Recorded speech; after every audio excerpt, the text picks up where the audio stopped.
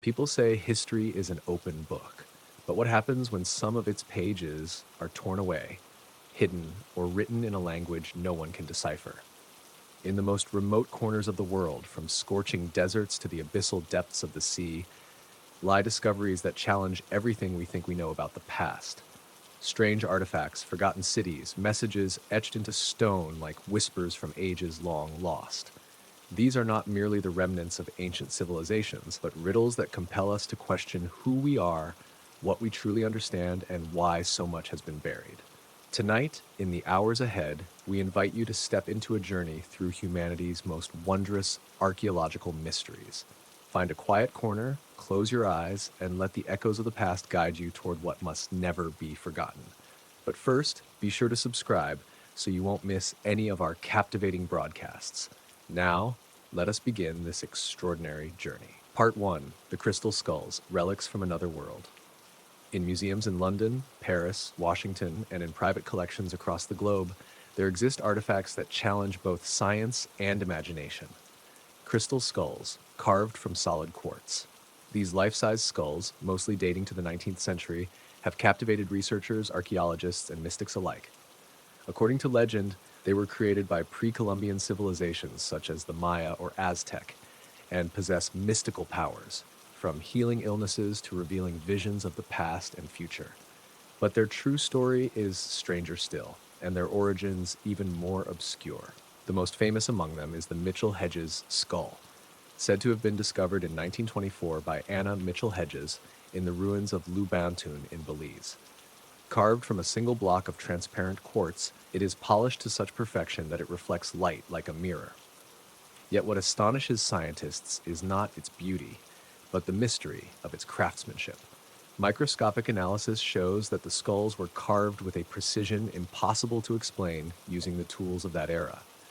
There are no traces of metal tools, and some theories suggest the use of diamond abrasives or even lasers, technologies ancient Americans could not have possessed. Skeptics argue that the skulls are 19th century forgeries created to satisfy the market for exotic antiquities. But this theory is not fully convincing. Quartz is an extremely hard material, and shaping it without modern tools would require years, perhaps decades, of painstaking labor. Moreover, some skulls exhibit unusual optical properties. When illuminated, they produce patterns of light as if they were not mere ornaments, but objects crafted with a greater purpose. Mesoamerican legends speak of 13 crystal skulls, which, when brought together, would unlock ancient knowledge capable of transforming the world. Some traditions claim they are remnants of Atlantis or gifts from celestial beings. Though these tales sound mythic, scientific studies have only deepened the mystery. In 2008, the British Museum conducted analyses and found traces of modern tools on some skulls. However, the Mitchell Hedges skull shows no clear signs of recent workmanship. So what are they? Genuine relics of a forgotten civilization, or a blend of truth and fabricated myth? The history of the crystal skulls is steeped in intrigue. Many were purchased by European collectors in the 19th century, often with vague or suspicious origins. The Mitchell Hedges skull, for instance, has a disputed past, with some alleging it was intentionally planted in the ruins to be discovered. Yet even if some skulls are fakes, others resist easy dismissal. A specimen at the Quai Branly Jacques Chirac Museum in Paris bears microscopic scratches suggesting a long, laborious hand-polishing process, something a forger would find nearly impossible to replicate. Their mystical attributes only deepen the enigma. Keepers of the skulls, including descendants of indigenous cultures, claim they emit energy, speak through dreams, or display visions during meditation. Scientists call this suggestion, but the skulls continue to draw seekers, those who regard them as gateways to ancient wisdom. Are these only products of imagination, or do the skulls possess functions we have yet to understand? Quartz itself is a wondrous material in modern science. It powers clocks, radios, and computers through its piezoelectric properties, producing electricity when placed under pressure. Some theorists speculate that the skulls are technological devices, perhaps used to store information or amplify signals. While speculative, the idea echoes Maya mythology, which speaks of sacred objects that preserve ancestral memory. The silence of institutions surrounding the skulls invites further suspicion. Museums rarely permit comprehensive research, citing fragility. Some say this restraint is deliberate, an attempt to downplay their significance and avoid provocative questions. How could pre-Columbian peoples possess technology rivaling modern methods? And why do similar legends of crystal skulls appear in cultures separated by vast oceans? As the skulls sit behind glass under dim light, they seem almost to watch us. Are they sacred relics, technological devices, or merely masterpieces of a forgotten artisan? In their shimmering glow, they call upon us to ponder, what did their makers know, and why did they leave behind an eternal riddle? Part 2, the Phaistos Disc, a mystery pressed in clay. In 1908, amid the ruins of the Minoan Palace at Phaistos on the island of Crete, archaeologists uncovered an artifact that continues to baffle researchers to this day, the Phaistos Disc. This clay disc, roughly 6 inches in diameter, is covered on both sides with spiraling sequences of symbols, human figures, animals, objects, arranged like a text that no one has ever been able to decipher. Dating to around the 17th century BCE, it is utterly unique. It has no known counterpart in the ancient world, and its symbols do not match any established writing system. Not Minoan hieroglyphs, not linear A, not linear B. The Phaistos disc is more than an artifact, it is a challenge. The symbols were impressed using stamps, suggesting a form of early printing that feels remarkably advanced. This raises a haunting question. Why craft something so enduring if no one could read it? Was it meant to remain forever sealed in secrecy? Alternative theories soon emerged. Some linked the disc to Atlantis, claiming it is the relic of a vanished advanced civilization. Others believe the symbols form a star map marking constellations significant to the Minoans. Still others suggest it may encode music, with symbols representing notes or rhythms, though no evidence exists for a Minoan musical notation system. The Phaistos disc has transcended archaeology. It has inspired artists, writers, and musicians, becoming a symbol of the unknowable. Yet, along with its allure comes frustration. Every decoding attempt leads only to a dead end, dividing scholars between those who view it as a genuine enigma and those who think it might have been a Minoan hoax. Yet the complexity of the symbols and the craftsmanship makes such a hoax difficult to accept. When we gaze upon the Phaistos disc, we are pulled into the spiral of its symbols, a vortex that seems to lead toward infinity, toward a past forever beyond our reach. Is it a religious text, a star chart, a technological code, or merely the echo of an ancient mind striving to leave a mark, knowing it might never be understood? In the stillness of night, the disc seems to whisper, challenging us to unravel a mystery that has endured for more than 3,500 years. Part 3, the ruins of Dwarka, Krishna's lost city. Beneath the waters of the Gulf of Kambat, or Cambay, off the coast of Gujarat, India, lie the remains of a city that may hold the key to unlocking one of humanity's greatest myths. Dwarka, according to ancient Hindu texts such as the Mahabharata, was the legendary city of the god Krishna, a radiant kingdom of gold and light swallowed by the sea after its divine ruler departed. For centuries, Dwarka was regarded merely as a religious tale. Yet in 2001, an underwater archaeology team from India's National Institute of Oceanography (IO) discovered a series of perfectly arranged structures hinting at a submerged ancient city. The ruins of Dwarka rest at a depth of roughly 230 feet, consisting of stone walls, pillars, foundations, and artifacts dated to more than 9,000 years ago. Sonar imagery reveals straight roads, plazas, and what appears to be a harbor, constructed with a precision rivaling the most advanced ancient cities. Among the artifacts are pottery, tools, and stone seals engraved with images matching descriptions found in the epic. But the most astonishing aspect is the age. If the dating is accurate, Dwarka could predate all known cities, challenging the established timeline of Indian civilization.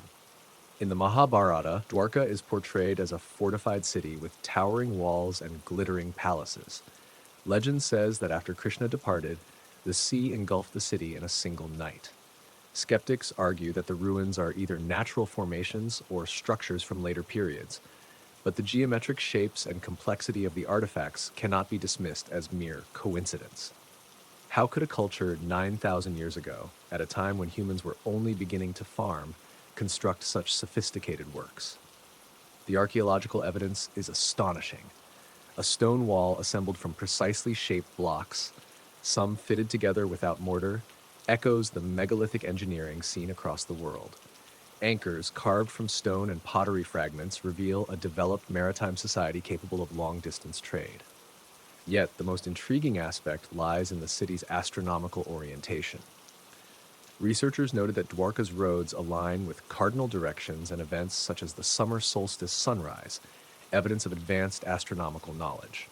Some experts argue that Dwarka proves the existence of a highly developed maritime civilization long before such a thing was considered possible.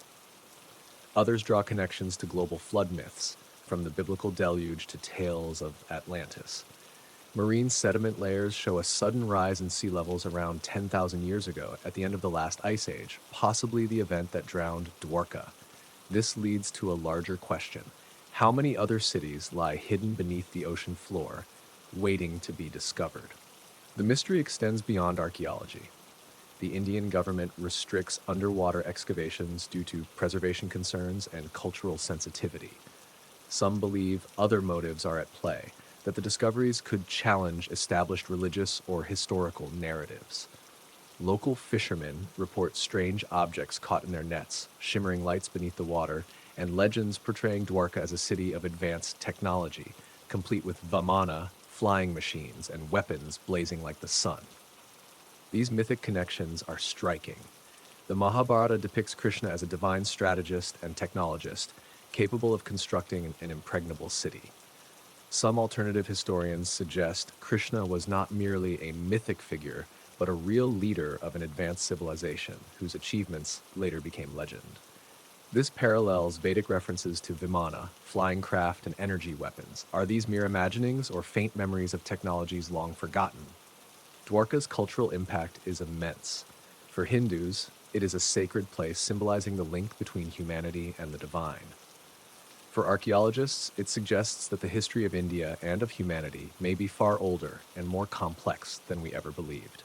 Each new discovery beneath the waves reminds us that the past is filled with mysteries, and Dwarka may be only the beginning. As the tides wash against the shores of Gujarat, the ruins of Dwarka rest silently below, witnesses to a past both glorious and strange. We are left to wonder, did Krishna's city truly exist, and what secrets still sleep beneath the waters? Part 4. The Yonaguni Monument, Japan's Submerged Enigma. Beneath the Pacific waters off Yonaguni Island in the Ryukyu archipelago of Japan lies a submerged structure that has baffled archaeologists, geologists, and explorers since its discovery in 1986. Known as the Yonaguni Monument, this stone formation, resting at a depth of roughly 80 feet, appears eerily artificial. A series of platforms, stairways, terraces, and columns reminiscent of a lost city. Estimated by some to be at least 10,000 years old, the structure poses profound questions. Is it the work of a prehistoric advanced civilization, or merely a masterpiece sculpted by nature? If it is man-made, who built it, and why does it now lie beneath the sea? The monument was first spotted by local diver Kihachiro Aratake while searching for hammerhead shark viewpoints.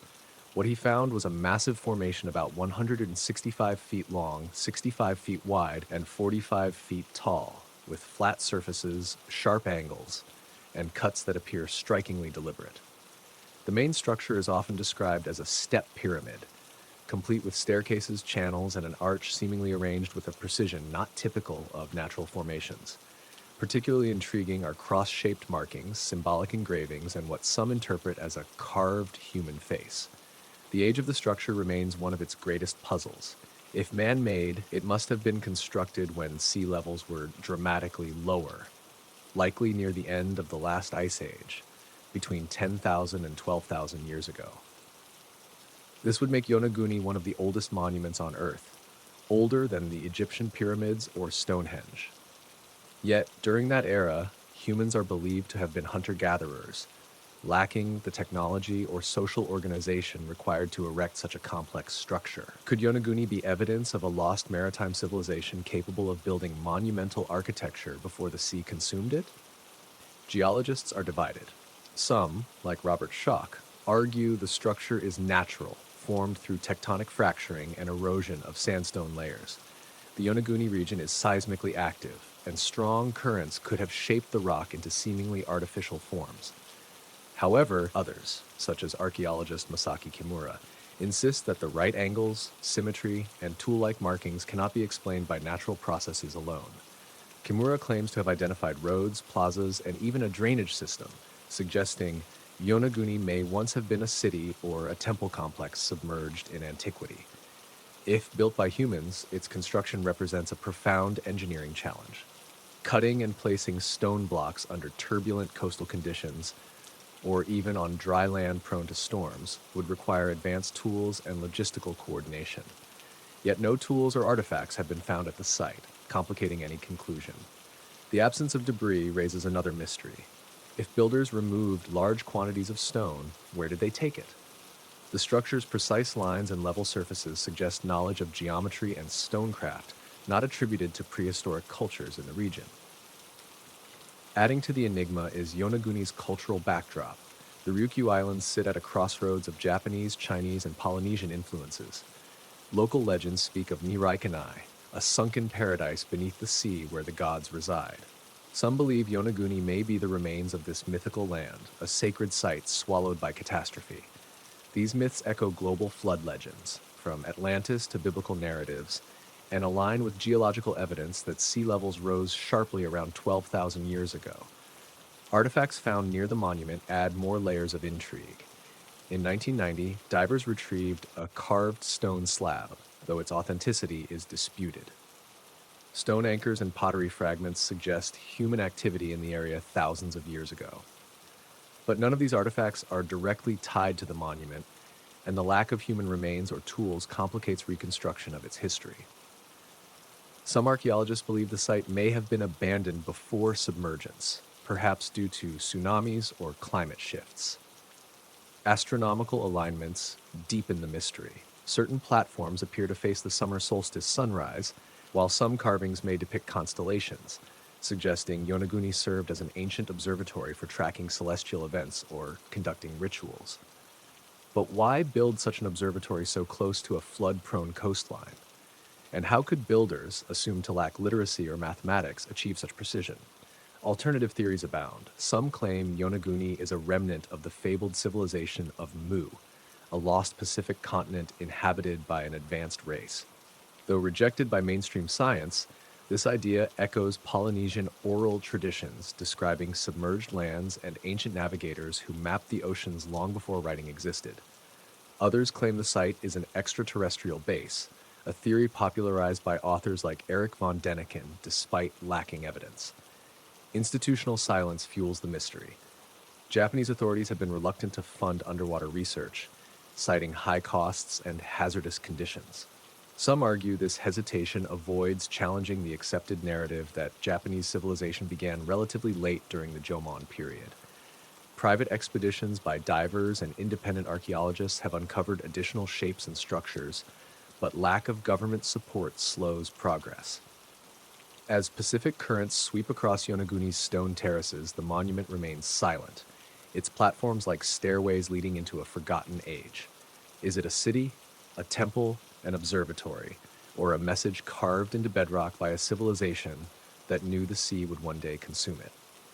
In the dim underwater light, Yonaguni beckons us to imagine a world where ancient people possessed knowledge we have yet to grasp, leaving behind a legacy that defies time and tide. Part 5. The Sahama Lines, Bolivia's Forgotten Earth Engravings. Across the barren highlands near the Sahama volcano in Bolivia stretches a landscape covered by a vast network of ground markings known as the Sahama Lines. Discovered in the 1930s by aerial explorers, these lines span hundreds of square miles, forming a complex system of straight paths, circles, and geometric patterns believed to date from around 200 BCE to AD 1000, created by pre-Inca cultures. The Sahama lines are an archaeological enigma, rivaling the Nazca lines in scale and mystery. Yet their purpose, method of construction, and cultural meaning remain unclear. Why would an ancient civilization invest generations carving patterns into such a harsh landscape? And what meaning lies in these markings that can only be truly appreciated from above? The scale is astonishing. Some lines stretch more than 12 miles, perfectly straight, crossing hills, valleys, and dry riverbeds without deviation. Others form circles, rectangles, and spirals arranged as though part of a deliberate design. Unlike the Nazca lines, these do not depict animals or recognizable shapes. They are abstract, resembling a map or circuitry etched into the earth. Creating such patterns required meticulous planning, a coordinate system, measurement tools, and a vantage point high enough to achieve such precision. But at elevations over 13,000 feet without advanced technology, how did they do this? The technique was simple yet monumental in effort. The dark upper soil was scraped away to reveal the lighter layer beneath. This demanded thousands of labor hours. Yet the uniformity is remarkable. No errors, no corrections, no wandering lines. Some lines align with cardinal directions or astronomical events, such as the summer solstice sunrise, revealing a deep understanding of celestial mechanics. The lines have also endured centuries of erosion in a wind-swept, storm-prone region, suggesting their makers understood the land intimately. How did they achieve such durability and precision without modern tools? The purpose of the Sajama lines remains a complete mystery. Some archaeologists suggest they were ritual pathways used for religious pilgrimages honoring gods or ancestors. Others think they marked underground water sources, vital in an arid region. Yet many lines lead nowhere near springs, and their geometric forms seem more symbolic than practical. Another compelling theory proposes that the lines form an astronomical map of constellations or planetary movements. But why create a colossal star chart only visible from above, especially for a culture with no writing system? Local Aymara people, descendants of the region's ancient inhabitants, offer a mystical interpretation. They say the lines are the footprints of gods, marks left by sky beings to guide humanity. Some stories describe them as a calendar predicting rain or harvest cycles. Though dismissed by mainstream science, these tales echo the cosmology of cultures like the Inca, who viewed the landscape as a reflection of the cosmos. Are these simply metaphors or echoes of forgotten knowledge? The creation of the Sajama lines raises questions about the social structure of their builders. Such a monumental project likely required thousands of workers over centuries, hinting at a highly organized society. Yet no large settlements exist nearby, suggesting the builders were nomads or travelers from afar. What drove them? Religious devotion? A charismatic leader? A catastrophic drought inspiring a permanent monument on the land? The near total absence of artifacts, pottery, tools, or human remains only deepens the puzzle. Cultural awareness of the Sajama lines remains limited, partly due to their remote location and the harsh climate of the Andean Plateau. To the Aymara, they are sacred, linking the present to generations long gone. But erosion, grazing animals, and shifting rainfall patterns threaten the lines. Bolivia has established an archaeological reserve, and yet preserving such an enormous open-air monument is a daunting task. Research is sparse, and many lines remain unmapped. What patterns might be revealed if surveyed with drones or satellites? Alternative theories inevitably emerged. Some researchers argue the Sajama lines belong to a global ancient civilization, connecting them to the Nazca lines or stone circles in Europe. Bolder theories claim the lines are messages from extraterrestrials, an idea fueled by their visibility from the sky but unsupported by evidence. Still, the complexity and scale of the Sajama lines provoke deep wonder. How did people with limited resources create an earth engraving that defies time itself? As the highland winds sweep across the Sajama Plateau, the lines endure, etched into the earth like a code. What did they mean to those who made them? Were they roads, maps, or memories of something stranger? In the stillness of night, the lines seem to whisper, inviting us to decipher a 2,000-year-old mystery that has never been solved. Part 6. The Karnak Menhirs, the Stone Forest of Brittany. Across the windswept lands of Brittany in northwestern France stretches a landscape marked by thousands of menhirs, dolmens, and burial mounds, forming the vast megalithic complex known as Karnak, one of the most breathtaking prehistoric sites on Earth. Built between roughly 4,500 and 2000 BCE by Neolithic communities, the Karnak alignments contain more than 3,000 standing stones, some rising to about 20 feet, arranged in parallel rows extending for over 2.5 miles. Recognized by UNESCO as a World Heritage Candidate, this stone forest stands as a testament to human ingenuity, yet remains a profound enigma. Why would a society without writing or metal tools devote generations to erecting such structures? And what meaning lies in these stone rows that seem to point toward the heavens, like messages carved into eternity? Most Karnak menhirs were shaped from local granite and arranged into three major groups: Menek, Kermario, and Kurleskan. Each group contains hundreds of stones aligned with astonishing regularity. Some weigh more than 22 short tons, requiring a Herculean communal effort to raise. Alongside the menhirs stand dolmens, stone tombs covered by massive slabs, and burial mounds such as the St. Michel tumulus, with chambers that once held offerings to the dead. But what truly deepens Karnak's mystery is its scale and precision. The alignments run for more than 2.5 miles with minimal deviation, suggesting an intentional design that challenges our assumptions about Neolithic capabilities. The practical challenge of building Karnak perplexes archaeologists. Quarrying, transporting, and erecting multi-ton stones would have demanded stone and wooden tools, rope, and a large labor force. Builders had to dig deep pits to stabilize the menhirs, ensuring they withstood winds and erosion. Yet, how did they achieve such flawless linearity without advanced measuring instruments? Some rows follow the natural terrain, while others defy hills and hollows, maintaining geometric straightness, hinting at a coordinate system. The absence of carved debris suggests remarkable efficiency in stoneworking. Karnak's astronomical connections add another layer of intrigue. Many alignments correspond with celestial events, such as the summer solstice sunrise or specific star positions. The Menek alignment, for example, is thought to point toward the summer solstice, while the Mane Carrion dolmen aligns with the equinox.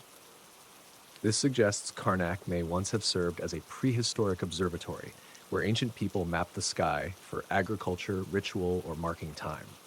But why build a colossal observatory of thousands of stones when just a few would suffice? Some researchers believe the stones formed a vast calendar. Others propose they trace a star map etched onto the land itself. Debate over their purpose is fierce. Some archaeologists argue the menhirs marked territorial boundaries or symbolized clan authority. Others see them as religious monuments representing ancestors or deities.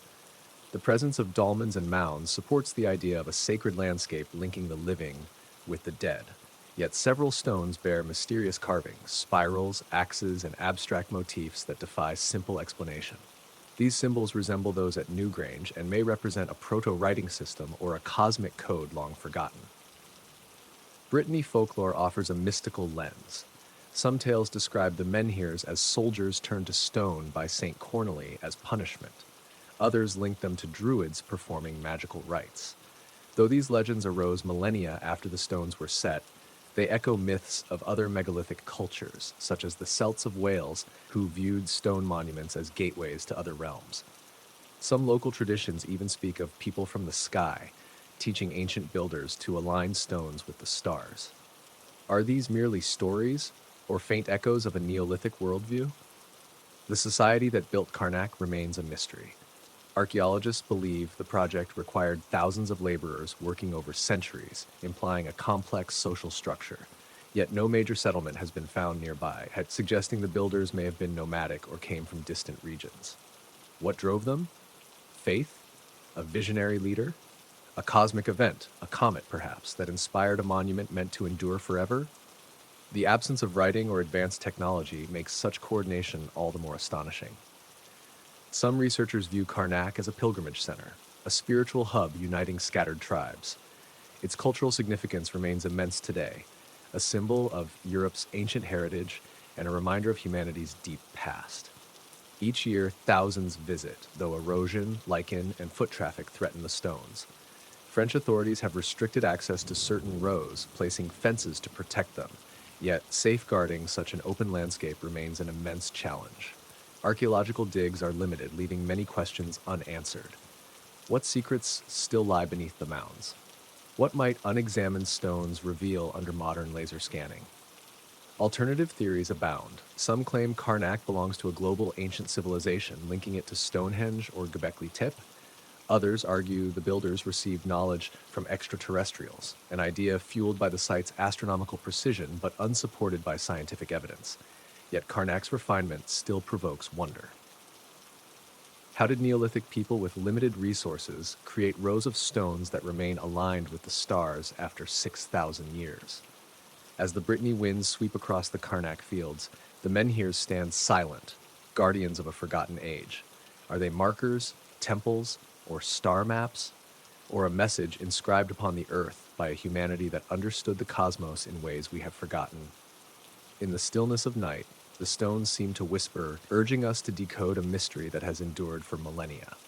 Part 7, The Voynich Manuscript, the book no one can read. In 1912, inside an Italian castle, book dealer Wilfrid Voynich acquired an artifact that would become one of the greatest mysteries in history. A 240-page manuscript written in an unknown alphabet, interwoven with illustrations of plants, celestial diagrams, and strange human figures. Known today as the Voynich manuscript and dated to the 15th century, it has baffled linguists, cryptographers, and botanists for generations. Across its vellum pages flows a seamless, elegant script in an unidentifiable language, accompanied by drawings of plants that do not exist, astronomical charts no one can recognize, and human figures, mostly women, immersed in fluids or connected by tubular channels. This is not merely a book, but a riddle. Some of the world's greatest code breakers, including experts from World War II, have tried and failed to decipher it. Some suggest the text is a coded message, others believe it is a forgotten language of an unknown civilization. Still others think it is an elaborate forgery, a fantastical creation meant to deceive scholars. But if it is a hoax, why invest such effort into producing a manuscript so intricate, so detailed, without any clear purpose? The illustrations are as puzzling as the text. The plants resemble nothing on Earth, with roots, stems, and blossoms that seem born of another reality. Astronomical charts portray constellations unobservable from our world. The human figures, primarily women, appear in scenes reminiscent of medicine, alchemy, or even technological processes. Radiocarbon analysis confirms the vellum dates to AD 1404 to 1438, yet says nothing of who wrote it, why, or for whom. The manuscript's writing is strikingly consistent. Its repeating words follow grammatical structures, and its letter frequency resembles that of natural languages. Yet no known tongue, even the rarest, aligns with it. Statistical and AI-driven attempts have produced nothing but contradictions. In 2019, a research group claimed it was an abbreviated form of Latin, but this theory was swiftly dismissed. One compelling idea suggests the manuscript contains forbidden knowledge, secrets of a lost society or an esoteric brotherhood. Some link its imagery to alchemical practices, imagining it holds recipes for elixirs or instructions for technologies unknown in the 15th century.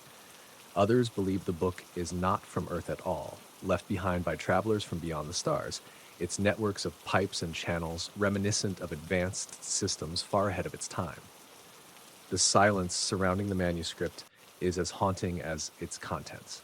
Through the centuries, it passed through the hands of alchemists, emperors, and collectors, yet none claimed authorship. In the 17th century, Jesuit scholar Athanasius Kircher attempted to decode it, hinting in his writings that the text concerned astronomy. During World War II, American cryptographers examined the manuscript in secret, but any report they produced has never surfaced. Today, the book is housed in Yale University's Beinecke Library under tight protection, as though it is not yet ready to be understood. Theories about its origins are as numerous as its mysterious glyphs. Some believe the author was Roger Bacon, a 13th century Franciscan friar who studied optics and alchemy. Others propose a Renaissance genius, perhaps even Leonardo da Vinci, though no evidence supports this. A modern interpretation suggests it encodes women's medical knowledge, created by nuns or healers to shield their wisdom from the Inquisition. But none of these theories explain the unreal plants or impossible star charts. The cultural impact of the Voynich manuscript is immense. It has inspired novels, documentaries, and countless conspiracy theories, becoming a symbol of the unreachable. Yet fascination invites controversy. Some accuse scholars of fearing to admit the manuscript is truly unexplainable. Others criticize alternative researchers for their imaginative excess. The truth likely lies somewhere in between, hidden in pages that remain stubbornly silent. As we imagine turning those ancient leaves, we cannot help but wonder, is this a repository of forgotten wisdom, a masterpiece of deception, or a message from another age entirely? And why, after centuries, does it remain unreadable? In the darkness of night, its alien letters seem to whisper, calling us to immerse ourselves in a mystery the human mind may not yet be ready to comprehend. Part 8. Göbekli Tepe, the temple that rewrites history. On the windswept hills of southeastern Turkey, where ancient stones whisper beneath the breeze, Göbekli Tepe rises, a site that shatters every assumption about the dawn of civilization. Discovered in 1994 by German archaeologist Klaus Schmidt, this temple complex, its T-shaped pillars reaching about 16 feet tall, is considered one of the oldest large-scale architectural sites ever found, dating to around 9600 BCE. This makes it older than the Egyptian pyramids, older than Stonehenge, older than any known Mesopotamian city. But Göbekli Tepe's true mystery lies not only in its age, but in what it reveals. Humans were building monumental structures long before farming, writing, or even permanent settlements existed. Imagine, more than 11,000 years ago, when humans were supposedly nomadic hunter-gatherers, some unknown society erected pillars weighing up to 22 short tons, carved with astonishing precision into masterpieces of sacred art. These were not crude stones, but refined monoliths adorned with lions, snakes, birds, and stylized human figures, some eerily not quite human. On one pillar, a headless figure stands. On another, a human-like form appears to wear a belt, or perhaps a device. What are these? Mythic symbols, or memories of encounters and knowledge we no longer understand? The pillars are arranged in circular enclosures like sacred amphitheaters, many aligned with astronomical directions. And strangest of all, Göbekli Tepe was buried on purpose, covered under tons of soil around 10,000 years ago, as if its builders wanted to hide it forever. Traditional history teaches that agriculture came first, then settlement, then religion, then monumental architecture. Göbekli Tepe obliterates this model. Archaeologists now believe that the need to build and maintain such temples may have triggered civilization itself, forcing nomadic groups to settle, farm, and organize. But how could a supposedly primitive culture possess the knowledge, resources, and vision to create something so complex? The carvings offer clues, yet provoke more questions. Animals both fierce and mysterious, human-like forms with ambiguous features. A headless figure, a belt that looks almost mechanical. Some researchers propose Göbekli Tepe was an astronomical observatory aligned with constellations such as Orion and Sirius. Others believe it was a ceremonial center where dispersed tribes joined for rituals. But the intentional burial remains the most perplexing mystery. No natural disaster explains it. The soil was packed carefully, deliberately, like sealing a time capsule or hiding something too powerful for the world. What did the builders know? What were they trying to preserve or conceal? Technically, Göbekli Tepe is staggering. Moving and erecting 22-ton pillars required hundreds of coordinated workers, seemingly impossible for small nomadic groups. Yet no permanent settlement has been found nearby. Did the builders travel great distances for a shared sacred purpose? Recent subsurface scans show that only a small fraction of the site has been excavated. Dozens more structures may lie underground, each holding new secrets. Excavation advances slowly due to administrative limits in Turkey, and some whisper due to reluctance to entertain theories that challenge traditional archaeology. Conservative scholars fear that talk of forgotten civilizations or external influences could undermine academic authority. Göbekli Tepe's astronomical connections deepen the intrigue. Some pillars align with the solstice sunrise, and one carving may depict a comet. This supports the Younger Dryas impact hypothesis, suggesting a comet strike around 12,000 years ago triggered global climate shifts, and that Göbekli Tepe might have been built as a monument to survival. Local legends add fuel to the mystery. Villagers speak of ancient times when gods walked among humans, teaching them to build and to watch the stars. These stories, dismissed by mainstream science, mirror myths from the Sumerians to Aboriginal Australians, cultures separated by vast distances yet sharing tales of sky beings bringing knowledge. Coincidence, or fragments of a forgotten truth? As the sun sets over the Turkish hills, Göbekli Tepe stands in silence. Its pillars rise like sentinels guarding an age long vanished. Was it a temple, an observatory, a message, a warning buried to shield humanity from a truth we are not yet ready for? When night falls, the stones seem to murmur a single question: what truth lies beneath the earth? Part 9, Nan Madol, the Venice of the Pacific. On the island of Pohnpei in the Federated States of Micronesia, Nan Madol stretches across the lagoon like a wonder, an architectural complex of more than 90 man-made islets built atop coral reefs, linked by canals and fortified by towering basalt walls. Constructed between the 13th and 17th centuries CE by the Saudeleur dynasty, this oceanic metropolis has been called the Venice of the Pacific, a testament to the brilliance of an island culture that mastered both stonework and seafaring under harsh conditions. Yet the construction, purpose, and legends of Nan Madol render it one of the world's deepest archaeological mysteries. How did the people of Pohnpei build a city on the sea using basalt columns weighing up to about 110,000 pounds? And why was it abandoned, leaving behind walls that echo the grandeur of a lost age? Nan Madol, meaning in the spaces, consists of rectangular islets, some stretching over 330 feet, created by layering palm trunks and filling them with crushed coral.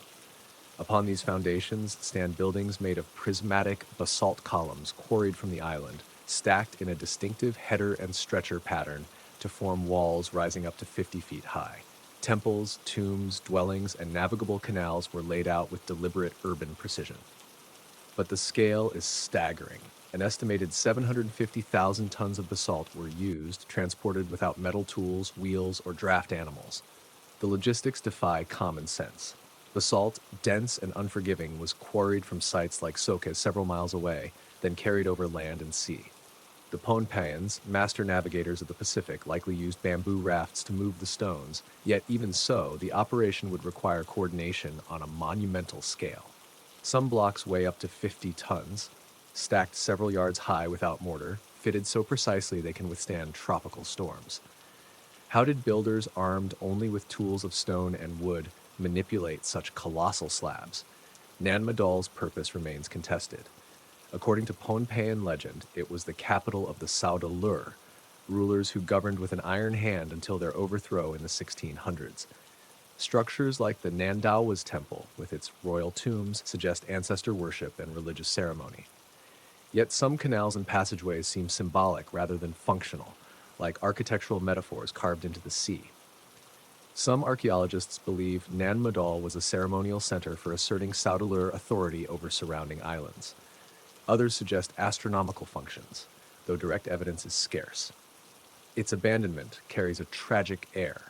When Europeans arrived in the 19th century, Nan Madol lay deserted, swallowed by mangrove and jungle. Local legend blames a curse. The tyrannical Saudeleur were defeated by the hero Isokelekel, after which the gods condemned the city to fade into oblivion. Archaeologists offer more pragmatic explanations, climate changes that affected fishing, or internal conflict that eroded the dynasty's power. Yet the absence of artifacts, pottery, tools, human remains, remains puzzling. Why would inhabitants desert such a monumental site without leaving a trace? Pohnpeian lore deepens the enigma. Elders tell of two brothers, Olosofa and Olosipa, who built Nan Madol using magic to make the stones fly from the quarries. Other tales speak of the city as a gateway to another world, guarded by spirits who punish intruders. Though dismissed by mainstream science, these myths resemble Pacific traditions from Hawaii to Tonga, where megalithic structures are revered as sacred gifts from gods or sky beings. Are they metaphors or fading memories of lost knowledge? Nan Madol's cultural significance is immense. It symbolizes the greatness of Pacific civilizations, yet also their fragility. Designated a UNESCO World Heritage Site in 2016, the complex now faces threats from erosion, tropical storms, and rising seas that flood its canals. Micronesia's government strives to protect it, but limited resources and remote geography hinder preservation. Many islets remain unexplored due to restricted excavation. What secrets would emerge if the site were surveyed with modern technology? Alternative theories flourish. Some claim Nan Madol is the remnant of a global maritime civilization, linked to other megalithic cultures from Rapa Nui's Moai to Egypt's pyramids. Bolder speculations propose extraterrestrial assistance, unsupported scientifically but fueled by the sheer scale and precision of the work. Yet the core question persists. How did the people of Pohnpei, with modest resources, construct a stone city on a distant reef with such mastery? As Pacific waves crash against Nanmadol's basalt walls, the artificial islands stand in silent endurance. Their canals flow like the lifeblood of a forgotten metropolis. What did they mean to those who built them? And why were they abandoned? In the stillness of night, the basalt columns whisper, inviting us to imagine a world where ancient peoples ruled stone, sea, and spirit, leaving behind a riddle that time itself cannot erase. Part 10, Pumapunku, the impossible engineering of the Andes. On the Bolivian Altiplano, near Lake Titicaca, at an elevation of about 12,500 feet, lie the ruins of Pumapunku, an archaeological complex belonging to the larger Tiwanaku site. Dating to roughly AD 500 to 1000, this ceremonial center of the Tiwanaku culture is famed for stonework so precise it defies the technological limits of its time. Carved from diorite and andesite, rocks so hard they challenge even modern tools, some blocks weigh up to 220,000 pounds, cut and fitted with a precision measured in millimeters.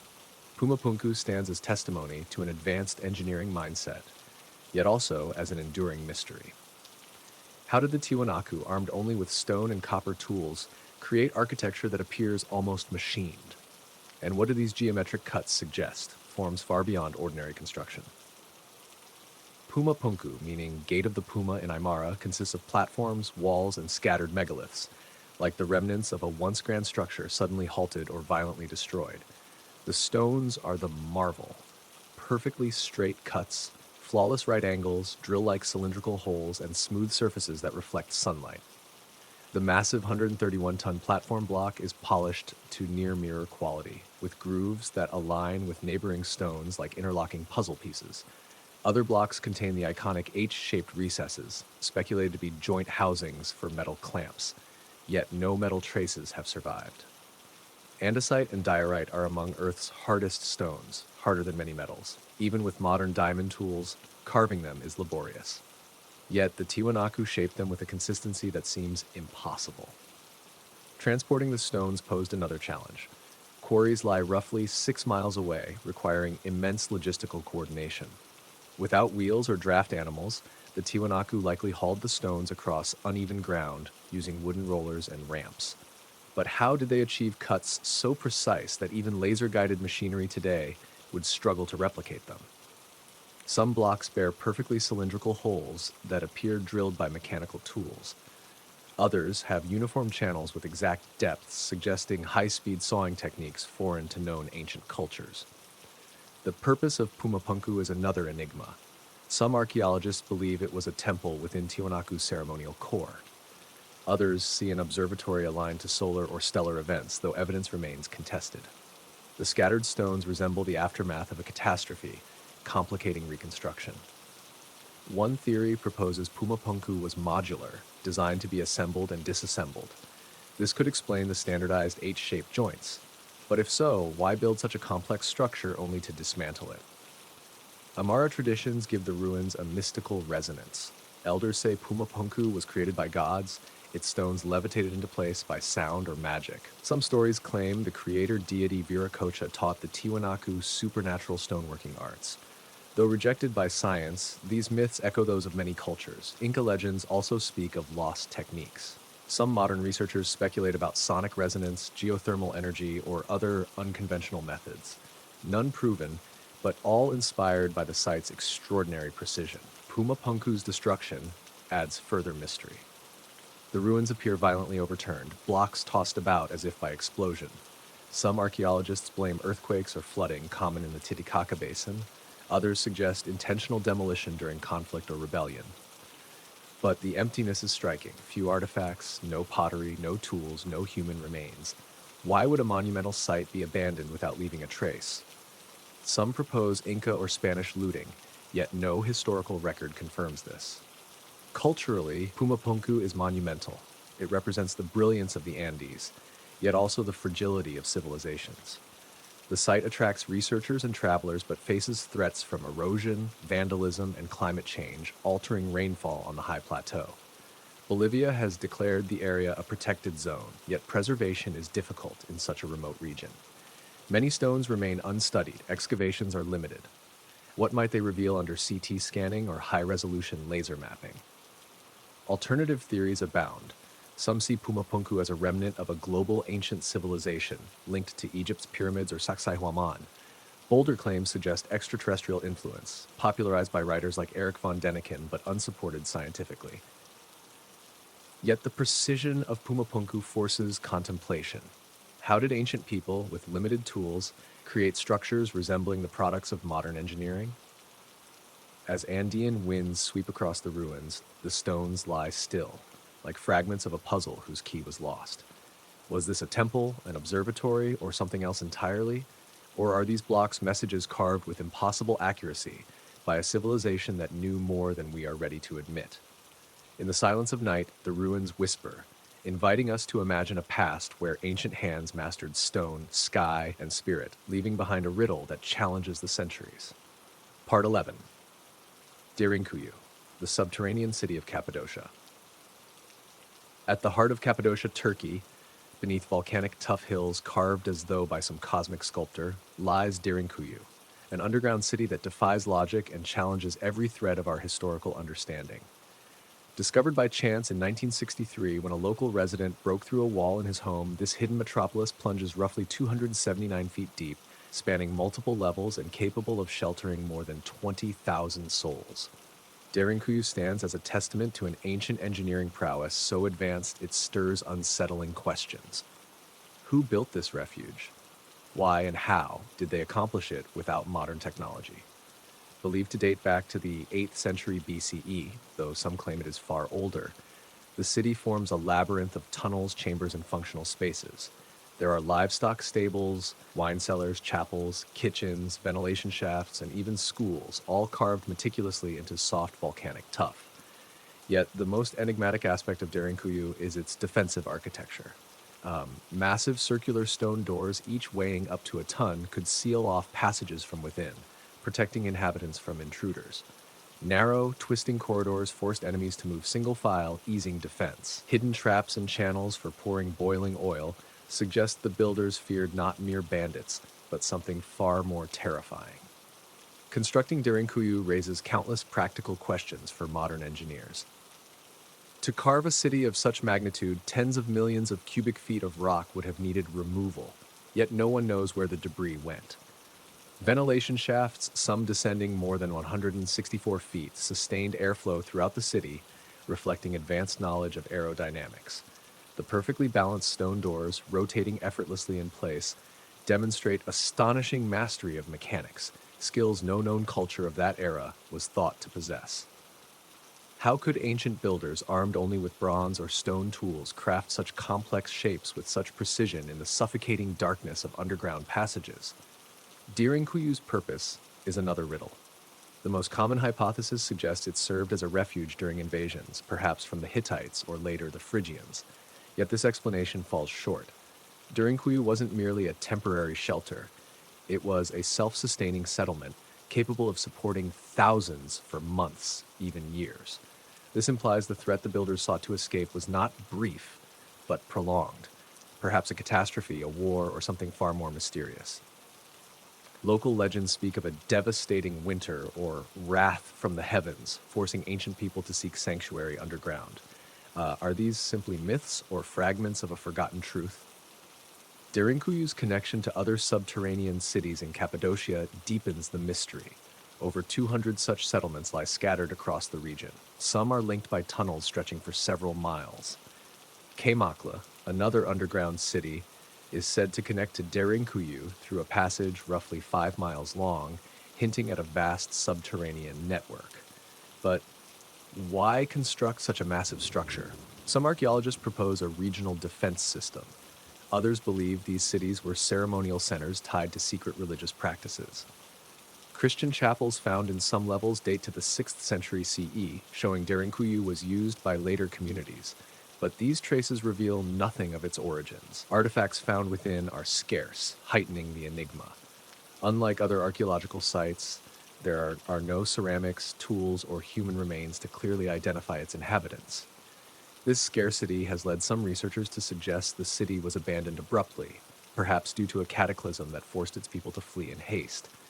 But if so, why were no traces left behind? One of the most compelling theories posits that Derinkuyu sheltered a lost civilization. possibly an unknown branch of the Hittites or even a pre-Great Flood culture with advanced technologies. Though speculative, the idea echoes Cappadocian oral traditions telling of ancient peoples who lived underground alongside their gods. The precision of the tunnels fuels alternative theories. Some researchers propose the builders used lost technologies, acoustic tools, or stone softening techniques to create the passages. Though dismissed by mainstream archaeology, such ideas resonate with myths worldwide describing supernatural methods of stoneworking, from South America's Inca legends to tales from Egypt's Nile Valley. The historical silence surrounding Derinkuyu is as troubling as its tunnels. The Hittites, meticulous record keepers, never mentioned Cappadocia's underground cities. Early Christian texts, though describing the region as a refuge, also omit Derinkuyu. This absence of documentation is astonishing, given the scale of the construction. Was Derinkuyu deliberately concealed even from contemporary historians, or was it created by a culture that vanished without leaving a mark in recorded history? In recent years, Turkish authorities have restricted access to some of Derinkuyu's levels, citing safety and preservation. Yet some suspect these limitations are meant to control the narrative surrounding the city's origins. Ground-penetrating radar indicates deeper levels may still lie unexplored, though excavations proceed slowly and shrouded in mystery. What might these deeper layers contain? Signs of an unknown civilization, technological relics, or something that challenges our understanding of the ancient world? As flashlight beams glide across Derinkuyu's passages, the tough walls seem to whisper stories from ages long forgotten. Who were its builders? What were they fleeing, and why did they leave behind a city so perfect, hidden deep in the earth? In the stillness beneath the ground, Derinkuyu invites us to imagine a past in which humanity faced threats we have yet to understand, leaving behind a legacy that continues to defy time. Part 12, Longyu Caves, China's Subterranean Chambers. In Zhejiang province, near the village of Shuyan, lies one of China's greatest archaeological enigmas, the Longyu Caves. Discovered in 1992 by a local farmer who pumped water from a pond, these underground chambers carved from sandstone stand as a testament to engineering feats beyond imagination. Estimated to have been created around the 2nd century BCE, the complex consists of 24 interconnected caverns.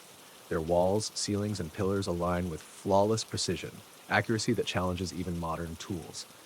Yet the most shocking aspect is the complete absence of any historical record, any mention of who built them, why, or how. Each Longyu chamber is a masterpiece of design. Some rooms rise as high as 98 feet, their walls adorned with parallel patterns as if etched by a colossal chisel. The supporting pillars are arranged in perfect symmetry, and the ceiling's subtle incline suggests a carefully engineered drainage system. The scale is staggering.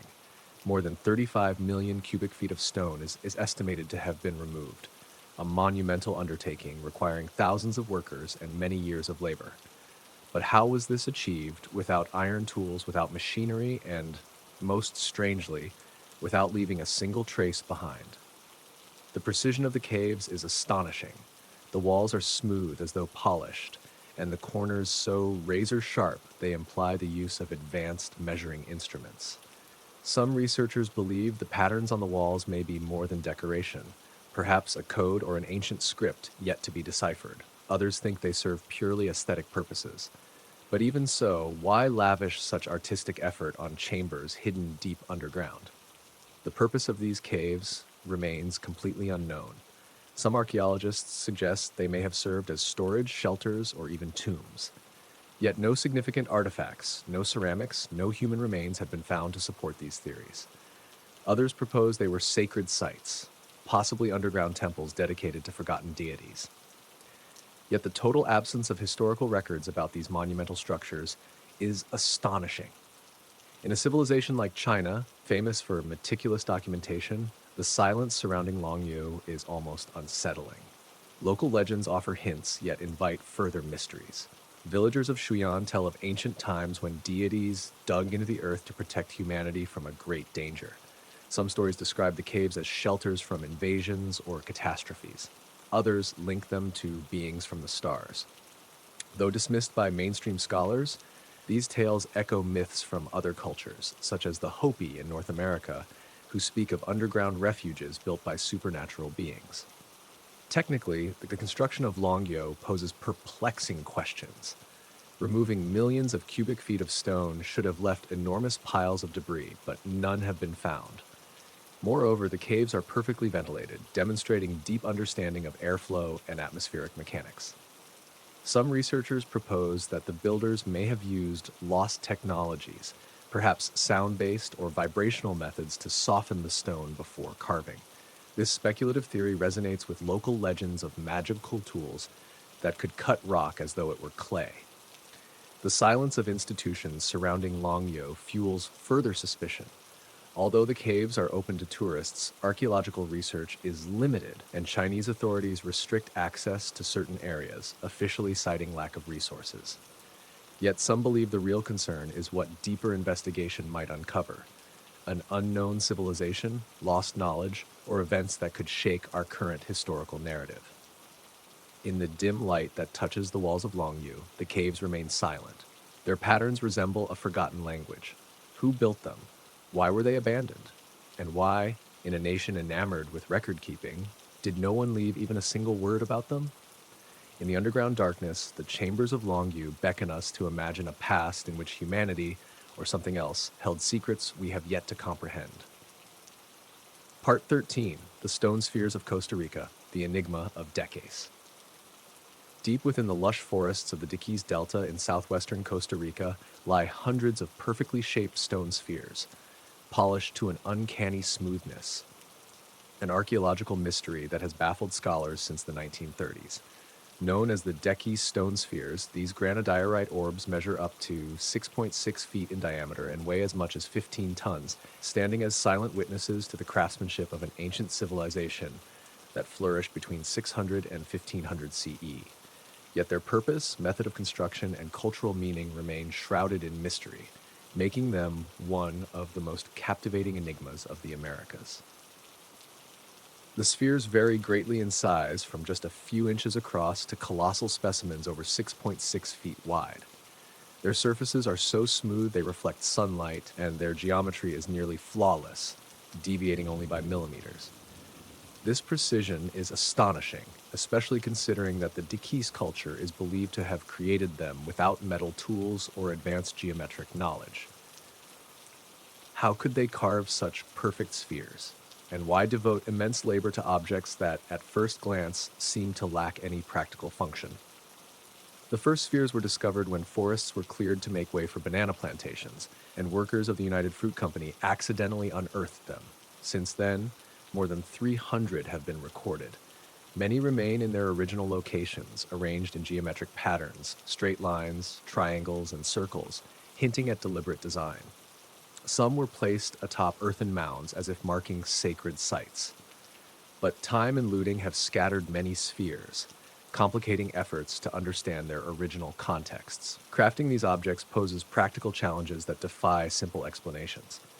Granodiorite is an extremely hard igneous rock requiring equally resilient tools to shape it.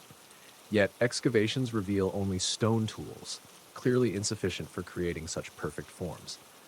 Some researchers suggest the builders used heat to crack the rock, then shaped it through cycles of heating, cooling, and painstaking polishing with sand and water. Still, this does not fully explain the nearly perfect symmetry, nor how 15-ton spheres were transported across dense jungle and waterways without machinery. The sphere's purpose remains elusive. Some archaeologists think they symbolized power, displayed by local chiefs to demonstrate authority. Others propose astronomical functions, with arrangements aligned to solstices or star positions, similar to ancient observatories like Stonehenge. Yet no inscriptions or symbols exist to confirm these ideas, and any native texts, if they ever existed, vanished after the Spanish arrived. Local legends deepen the mystique. The Baruca and Kabakar peoples call them the spheres of the gods, said to be crafted by celestial beings to mark sacred lands. Some myths describe them as containers of energy, glowing or resonating during rituals. Though science dismisses such accounts, they echo myths from distant cultures like the Maori of New Zealand, who also revered spherical stones as divine relics. Culturally, the spheres hold profound significance. In 2014, UNESCO recognized them as a World Heritage Site, yet many have been damaged or stolen. Some now sit in private collections or serve as garden ornaments. Others have vanished entirely. The Costa Rican government struggles to protect them. The thick jungles and limited resources make preservation difficult, and archaeological excavations remain restricted. Countless questions linger. How many spheres remain buried? What patterns might they form if studied in situ? Alternative theories have emerged. Some researchers believe the spheres are remnants of a lost civilization, possibly connected to the Olmec or Maya cultures with which the Dikis may have shared trade or traditions. Bolder theories claim the spheres were part of an ancient navigation system crafted by a maritime civilization with advanced cartographic knowledge long before Columbus. Though speculative, this idea draws support from the sphere's geometric precision, hinting at sophisticated mathematics. The silence surrounding these objects is as mysterious as their presence. The Dikis culture vanished soon after Spanish contact, leaving no written records of their traditions or beliefs. Archaeologists rely solely on material remnants, yet even those offer no definitive answers. Were the spheres monuments, tools, or something entirely different? And why would a civilization devote generations to creating such perfect objects only to abandon them in the heart of the rainforest? As sunlight filters through the canopy, the Dikis spheres glimmer like stone eyes, quietly watching the world. What did they mean to their makers? What secrets lie locked within their flawless forms? In the stillness of the night, the spheres seem to whisper, inviting us to imagine a past in which humanity held knowledge we have yet to rediscover. Part 14: The Rock Engravings of Valcamonica, Messages Etched in Stone. In the Italian Alps, within the Valcamonica Valley, lies one of Europe's greatest archaeological treasures, a collection of more than 300,000 rock engravings carved into stone surfaces dating from 10,000 BCE to the end of the Middle Ages. Recognized by UNESCO as a World Heritage Site in 1979, this vast monument is a prehistoric tapestry telling the story of early humanity. Yet it also presents a profound riddle. What do these images mean, and why were they created with such persistence across millennia? The rock engravings of Valcamonica depict an astonishingly wide range of scenes: hunting, dancing, combat, animals such as deer, wolves, and birds, as well as abstract symbols, spirals, crosses, star maps, and scenes that resemble rituals or cosmic events. Some engravings are so detailed they portray weapons, chariots, and tools, offering glimpses into the world of the ancient cultures that once inhabited the valley. But other images are bewildering. Figures wearing helmets, strange airborne objects, and geometric patterns suggestive of advanced knowledge. The antiquity of the engravings makes them especially captivating. The earliest images from the Mesolithic era were carved by hunter-gatherers just beginning to experiment with agriculture. Yet these engravings display striking sophistication with complex compositions and carefully planned perspectives. How could communities considered primitive create such intricate art? And why devote time to carving images into exposed rock faces, vulnerable to sun, rain, and time? The carving techniques themselves remain a puzzle. The images were created by striking the rock with stone or bone tools, demanding hours of meticulous work for each figure. Yet some engravings are so smooth and uniform they suggest the use of more advanced tools, possibly metal, though official records claim metal tools did not exist during the Mesolithic era. Moreover, the stones chosen were deliberate, flat, vertical surfaces seemingly reserved for sacred art. All this points to a clear purpose: ritual, astronomical, or narrative. The meaning of the engravings is fiercely debated. Some archaeologists believe they are religious expressions, offerings to gods or nature spirits. Others think they functioned as maps, marking hunting routes or water sources. But the most mysterious images defy all theories. One of the most famous, the Valcamonica astronaut, depicts a figure wearing what appears to be a helmet and boots, holding unidentifiable objects. Another engraving shows a disc emitting rays, interpreted by some as the sun, by others as a flying device. Are these symbols or records of real events, encounters with beings or technologies we do not yet understand? The astronomical connections deepen the enigma. Many engravings align with celestial events, such as the sunrise during the equinoxes or the positions of constellations. This suggests their creators possessed a profound understanding of astronomy, unusual for hunter-gatherers.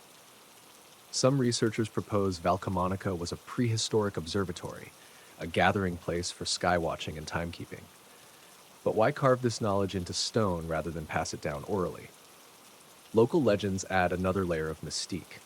Valley inhabitants tell of ancient times when beings from the stars visited Earth, imparted wisdom, and left their marks upon the stones. Though dismissed by mainstream archaeology, these tales echo myths from other cultures, such as indigenous Australians, who also speak of sky beings leaving traces on the Earth. Is this mere coincidence, or scattered fragments of a forgotten global history? The cultural impact of Valcamonica is immense. These engravings have inspired artists, writers, and filmmakers, becoming symbols of humanity's boundless creativity. Yet they also suffer from erosion and vandalism. The Italian government has established archaeological parks for protection, but the valley's vastness makes preservation difficult. Additionally, excavations remain limited, and many engravings have not yet been studied. What might they reveal if scanned with lasers or analyzed using artificial intelligence?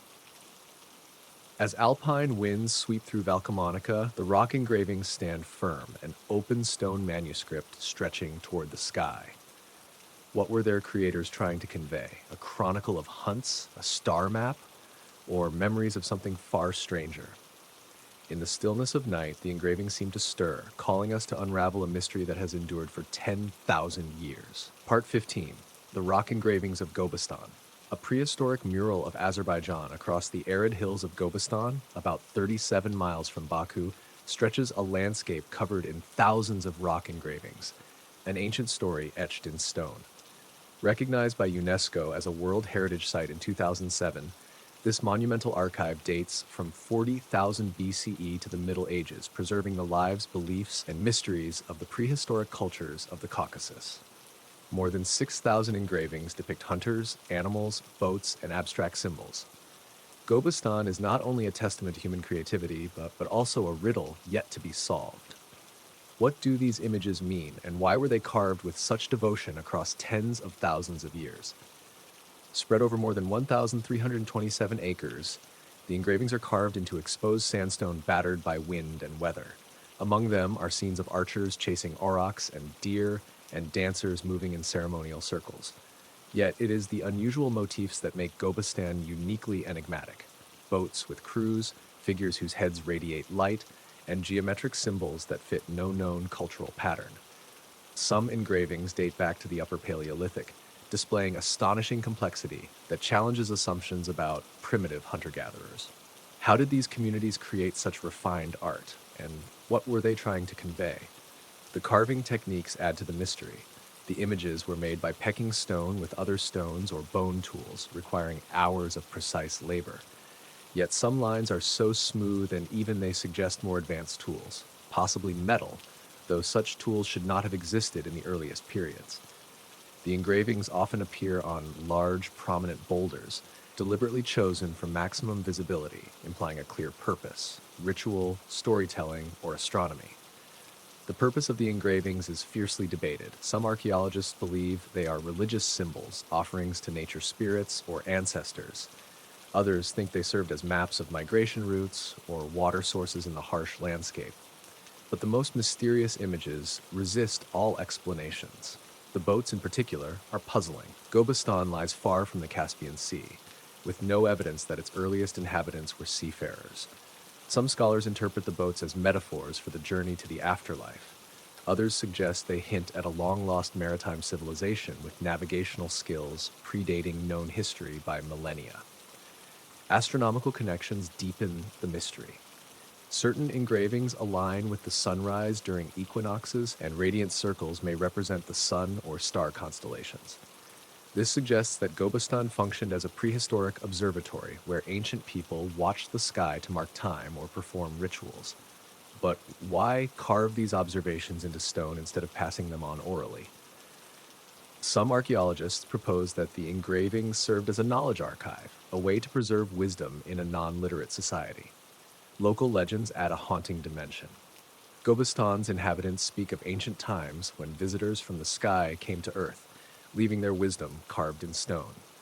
Some tales describe the engravings as star maps created by beings who traveled between worlds. Though dismissed by mainstream science, these stories echo myths from other cultures, such as the Sumerians, who also spoke of heavenly teachers. Coincidence or fragments of a forgotten global history? The creation of the engravings also hints at social organization. The largest and oldest Paleolithic figures likely required group effort, yet no permanent settlements have been found nearby, suggesting a nomadic lifestyle.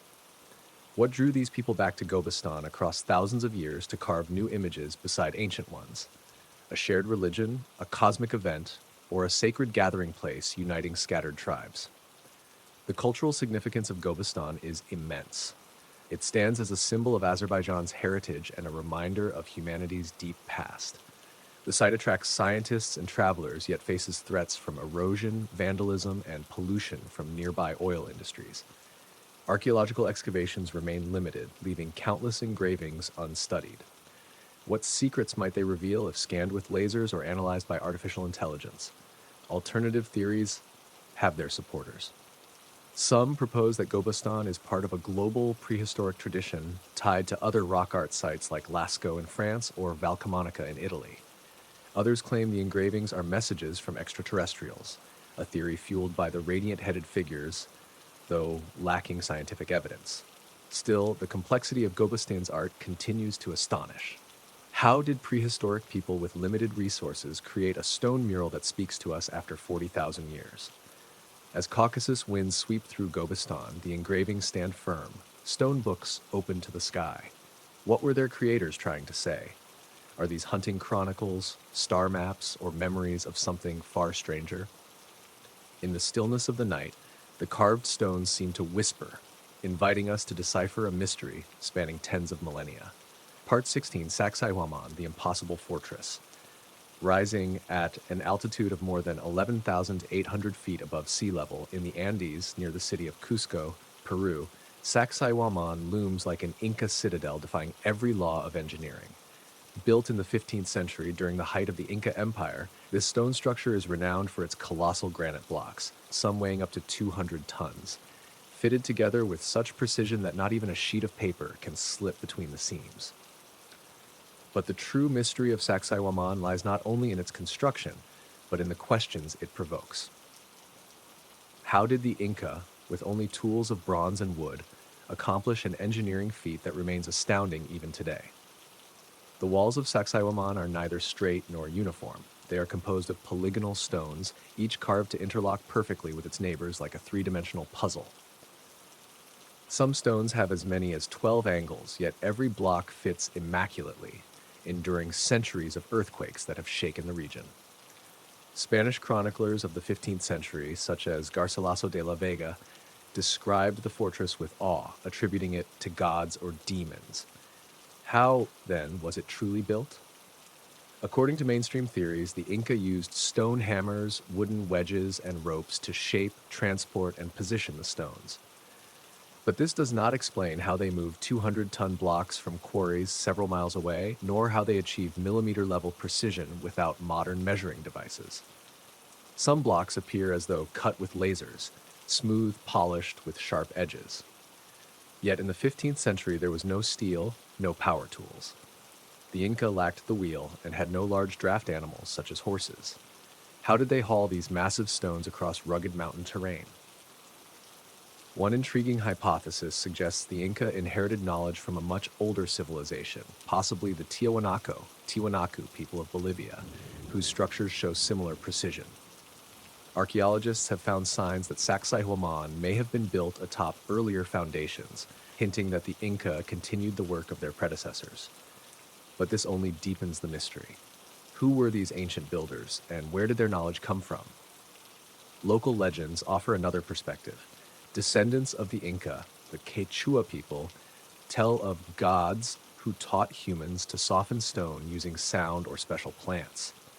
Though dismissed by mainstream science, these stories mirror myths from other cultures, such as in Egypt, where lost techniques are also whispered about. Some alternative researchers propose that the Inca may have used acoustic resonance or geothermal energy to shape stone, though no direct evidence has yet surfaced. The purpose of Sacsayhuaman remains equally enigmatic. The Spanish called it a fortress because of its strategic position and massive walls, but the Inca themselves described it as a ceremonial site, possibly a temple of the sun. Archaeologists have discovered underground channels and sealed chambers hinting at ritual functions related to water or astronomy. Certain stones align with celestial events, such as the winter solstice, suggesting Sacsayhuaman was not merely defensive, it may have been an observatory or a stone calendar. The silence surrounding Sacsayhuaman is as mysterious as its walls. Peruvian archaeologists have studied the site for decades, yet many questions remain unanswered. Excavations are limited due to the harsh altitude and the sacred nature of the site. The Quechua regard it as holy ground, and any intervention must respect their traditions. Still, some suspect a deeper concern, that new discoveries might challenge the established narrative of Inca history. As Andean winds sweep across the walls of Sacsayhuaman, the stones stand firm like guardians of forgotten secrets. Who built them? Who taught the Inca or their ancestors the art of stonework with such astonishing mastery? And why, after centuries, do we still not understand the site's true purpose?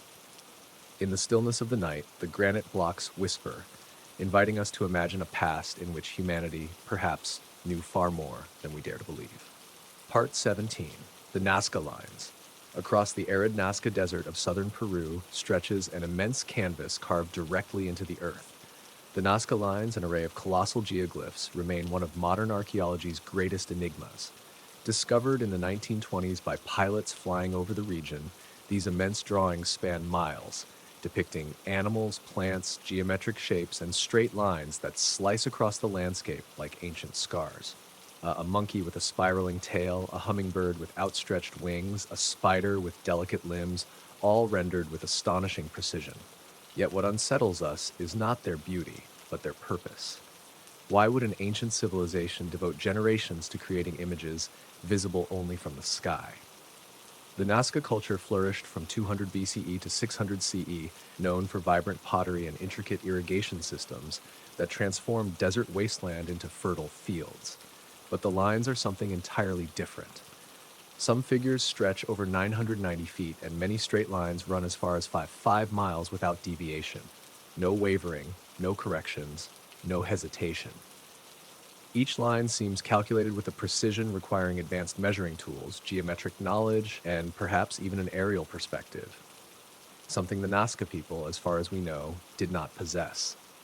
In an age without airplanes or hot air balloons, how did they know their work could only be truly seen from above? Archaeologists have proposed many theories. Some say the lines were ceremonial pathways used for religious processions. Others suggest they pointed toward underground water sources, vital in a desert. But these explanations fall short. Many geoglyphs do not correspond to water, and images like the famous astronaut with a human-like face and an upturned helmet-like head seem wholly impractical. So the question arises, were the lines meant not for humans, but for someone or something watching from the sky? In 1968, Swiss author Erich von Däniken proposed a bold idea. The Nazca Lines were runways for extraterrestrial spacecraft. Scientists laughed, but the theory gained popularity. After all, the drawings visible only from the heavens seemed to cry upward, like messages waiting to be recognized. Even without invoking alien visitors, their existence is perplexing. The Nazca had no written language, yet they left messages etched into the earth that have endured for 2,000 years. Whom were they addressing? Recent studies have only deepened the mystery. Using drones and 3D mapping, researchers have discovered new lines so eroded they are nearly invisible from the ground. Some align with astronomical events such as solstices and equinoxes, revealing the Nazca possessed advanced knowledge of celestial movement. But the most shocking discovery is this. Several lines seem oriented toward constellations that were not visible in the Peruvian sky 2,000 years ago due to Earth's axial precession. This implies the Nazca, or those who guided them, held astronomic understanding that modern science rediscovered only in recent centuries. Creating these immense geoglyphs raises practical questions too. To draw such colossal, perfect figures, they would have needed to calculate coordinates, scale small sketches to monumental sizes, and maintain straight lines for miles. Some archaeologists suggest they used ropes and wooden stakes, but this does not explain their flawless straightness or their endurance over time. The Nazca Desert is one of the driest places on Earth, preserving the lines. Even so, their survival across millennia is astonishing. How did the Nazca craft lines that resist wind and sand for thousands of years? And then there is the silence. Decades of study have yet to yield a unified explanation. Peruvian archaeologists who carefully protect this fragile heritage restrict access to certain areas, officially to prevent tourism from damaging the geoglyphs.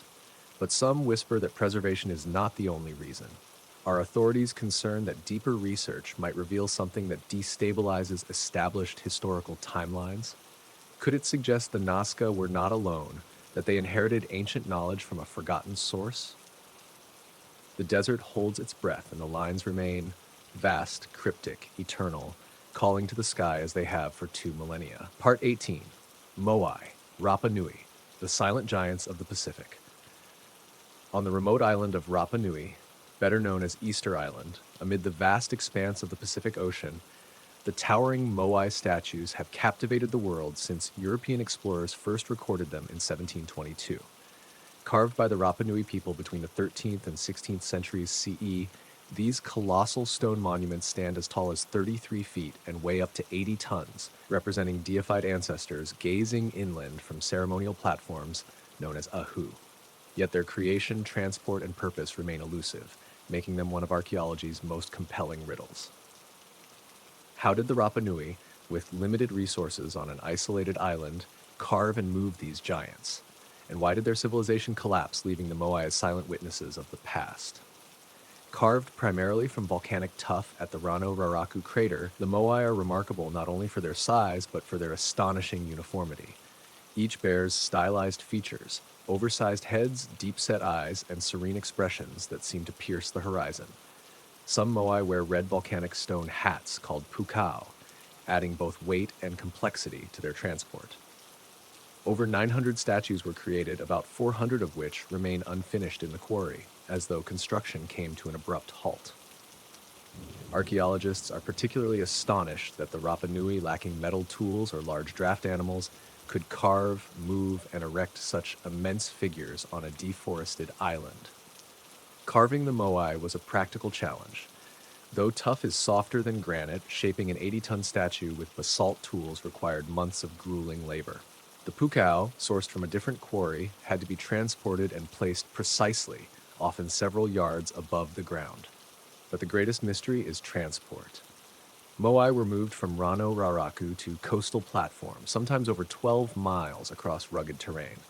The most widely accepted theory suggests the Rapa Nui used ropes, wooden sleds, and rocking techniques to make the statues walk upright. Modern experiments show this is feasible, but requires hundreds of coordinated workers, a monumental feat for an island with very limited resources. The purpose of the Moai is another enigma. According to Rapa Nui tradition, they represent powerful ancestors whose mana, spiritual energy, protected the community. The statues face inland, watching over villages, their coral and obsidian eyes once gleaming as if alive. But why build so many, and why did they grow larger over time? Some archaeologists think the Moai symbolize prestige and competition among clans, ultimately contributing to resource depletion.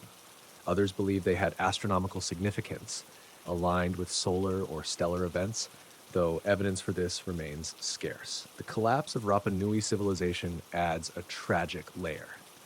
When Europeans arrived in the 18th century, they found a desolate island with a dwindling population and toppled statues. The traditional explanation, popularized by Jared Diamond's collapse, claims ecological disaster. The Rapa Nui cut down all their trees to move Moai, triggering famine, warfare, and societal collapse. But this theory is contested. Some archaeologists argue that deforestation was gradual and that true devastation came with European diseases and slave raids. In this view, the Moai were toppled not by civil war, but by cultural upheaval following foreign contact. Rapa Nui legends deepen the mystery. Elders tell of a time when the Moai walked through the power of sacred mana invoked by priests. Some myths describe the statues as guardians of ancient knowledge, perhaps linked to early Polynesian navigators who crossed the Pacific guided by the stars. These stories, dismissed by science, echo myths from other island cultures, such as the Maori, who also regard stone monuments as spiritual gateways. Gateways. Are these metaphors or fading memories of lost technologies? The cultural significance of the moai is immense. They stand as symbols of human ingenuity, yet also as warnings of civilizational fragility. Today, Rapa Nui, part of Chile, relies heavily on tourism, but the moai face threats from erosion, earthquakes, and rising sea levels. Authorities have restricted access to certain sites, but preserving stone monuments on such an isolated island remains an enormous challenge. Excavations are limited, leaving many questions unanswered. What lies beneath the Ahu platforms? What secrets remain in the unfinished statues still embedded in the quarry? Alternative theories abound.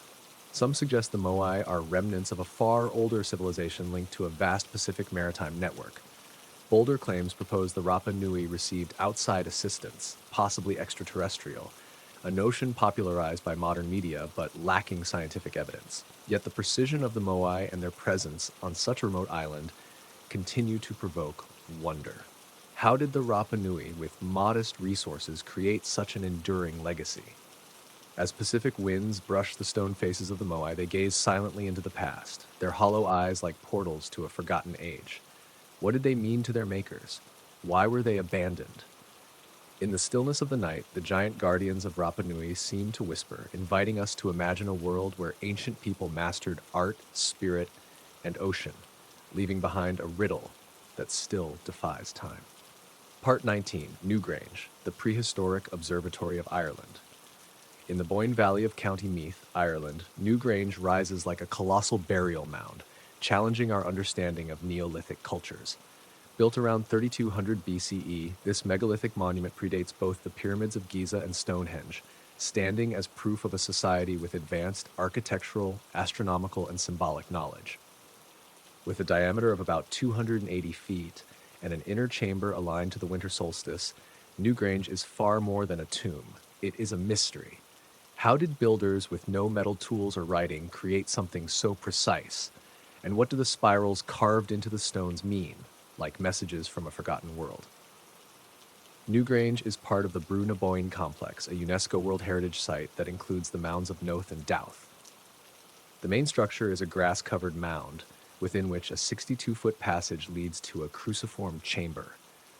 The chamber is built from massive stones weighing up to 11,000 pounds, crowned by a corbelled roof that has stood firm for over 5,000 years without mortar. But its most astonishing feature is its astronomical precision. Every year on December 21st, the winter solstice, a shaft of sunlight pierces a special roof box above the entrance and illuminates the inner chamber for 17 minutes. Such accuracy reveals deep knowledge of the sun's motion and unexpected mastery for a Neolithic culture. The construction of Newgrange raises many questions. Some of its stones were transported from quarries 50 miles away, requiring extraction, hauling, and positioning with incredible exactness. It is assumed the builders used wooden tools and stone hammers, yet the passage deviates only a few degrees from true orientation, something that seems to demand sophisticated measuring instruments. The mound was originally faced with white quartz and black cobbles brought from distant sources, hinting at a vast logistical network. How could a society without writing or centralized government execute such a massive project? The stone carvings deepen the enigma. Spirals, circles, and flowing lines appear with remarkable precision and echo designs found at other megalithic sites like Gavrinus in France and Machaut in Scotland. Some scholars believe these motifs form a cosmic language, perhaps star maps or symbols of cycles.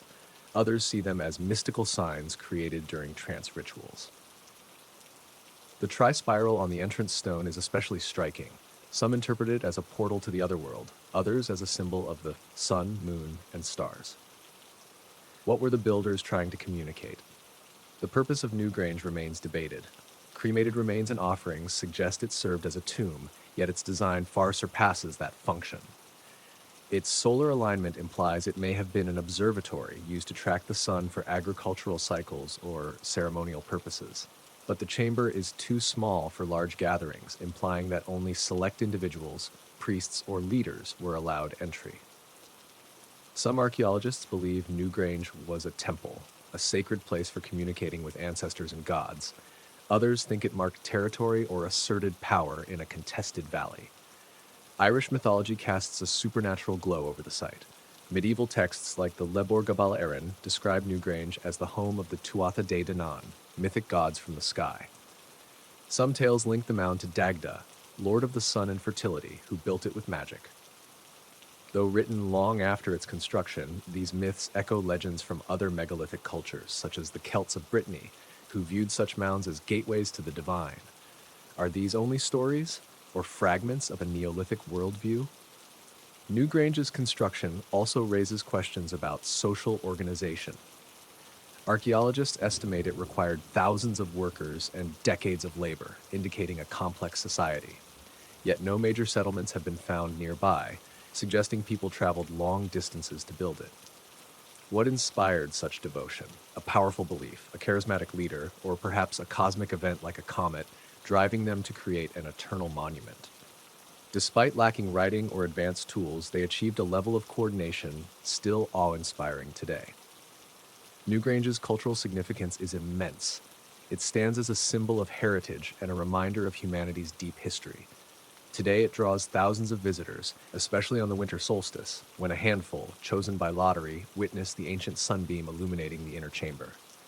Yet Newgrange faces threats from erosion, climate change, and heavy tourism. Access inside is restricted, but preserving such an ancient monument is a formidable challenge. Excavations remain limited, leaving many mysteries buried. What lies beneath the mound? What secrets are held within the uncarved stones? Alternative theories abound. Some believe Newgrange is evidence of a global prehistoric culture linked to sites like Göbekli Tepe or the Egyptian pyramids.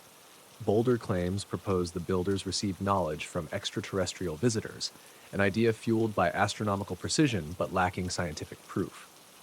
Still, Newgrange's sophistication prompts the question: how did a Neolithic society with limited resources create an observatory that has functioned flawlessly for 5,000 years?